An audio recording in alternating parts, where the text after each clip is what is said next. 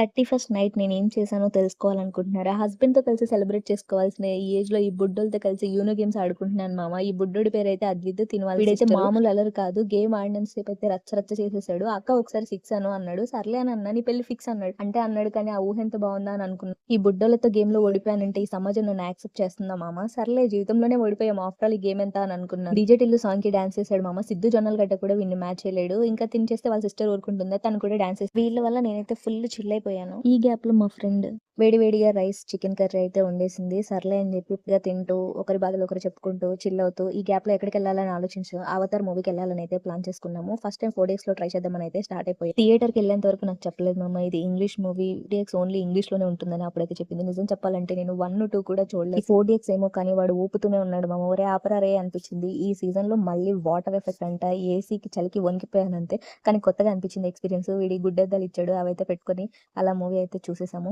12కి కూడా మేము ఇంకా థియేటర్‌లోనే ఉన్నాము. మా న్యూ ఇయర్ సెలబ్రేషన్స్ మామూలుగా లేవు. అవి కంప్లీట్ ఇలా థియేటర్‌లోనే ఉండి రూమ్‌కొచ్చేలోపు అయితే 2 అయిపోయింది. అప్పుడైతే దోస తినేసి పడుకొని మార్నింగ్ లేసి ఫ్రెష్‌గా రెడీ అయిపోయి టెంపుల్‌కెళ్ళి ఆఫీస్‌కైతే ఎళ్ళిపోయాను. ఇది నా 31st night. Thanks for watching. Follow for more updates.